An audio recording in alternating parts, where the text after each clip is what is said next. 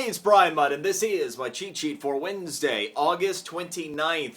Real estate, I've got good news. More good news. Remember, real estate has been my theme of 2012. Coming into the year, I thought it would be the brightest spot in the economy, and indeed it is proven to be that. In fact, with the June information we just received, it is the single best across-the-board real estate improvement we've seen in years. Any way you measure it. Year over year, which is the most important way, quarter over quarter, month over month, all improved. In fact, all 20 of the largest cities and metros that are studied around the country showed improvement in June. That's the first time in years. And here's the even better news for us.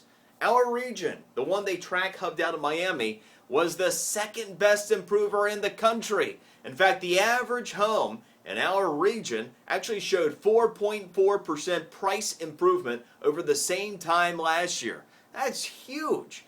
The only one that beat us was Minneapolis. So we've got an across-the-board improving real estate situation around the country.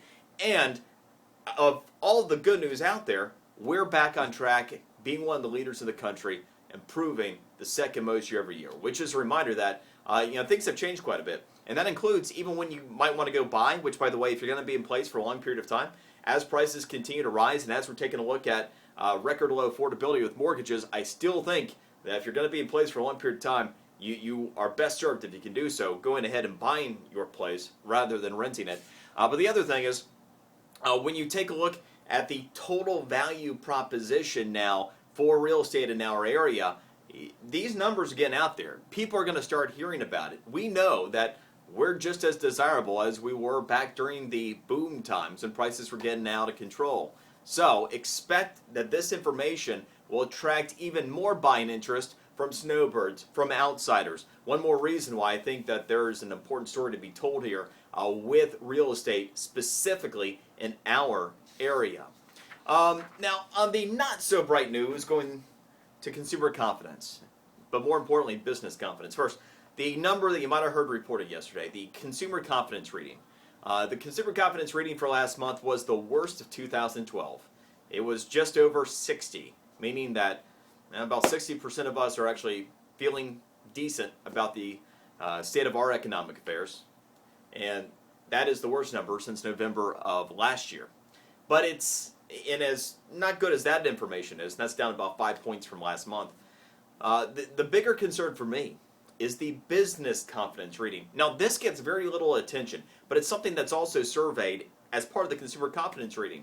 It's a survey of business people asking them what their view, their confidence level is in the current business climate.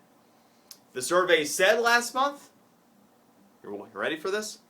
15% are confident. 15% of business people are confident in today's business climate. Holy cow, that doesn't tell a story. And that one's more important to my mind because ultimately we need businesses to feel good, to make decisions to grow, to begin hiring in a bigger way if this economy is going to move forward, right? Well, what are the likelihood that that's going to occur when only 15% feel good about it? By the way, those that say it's a bad business climate, about 35%.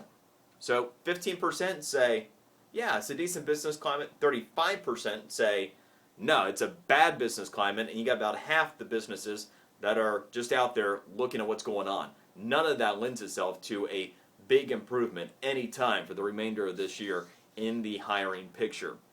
Couple notes real quick. Samsung, we're dumping their products in a big way after the court ruling with Apple. People looking to sell and trade out their Samsung products, up 50% over the last week since this ruling came in, as people are wondering what the uncertainty will mean. Will their devices be supported? Which, by the way, they should be. But nevertheless, we want out of the Samsung game. This is going to hurt Samsung in a huge way. If we're dumping our products, we're probably not rushing out there to buy them while they're still in the stores either.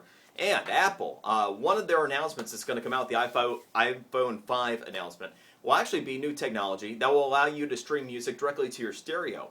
Right now, you can get your music streamed to your iPhone, iPad, whatever, and have it docked and connected to your stereo system. Once Apple comes out with their new tech, as long as your phone is plugged into your dock station, you will be able to send it directly to the stereo, bypassing the phone altogether. Kind of cool. Cheat sheet for today. Enjoy yours. See you tomorrow.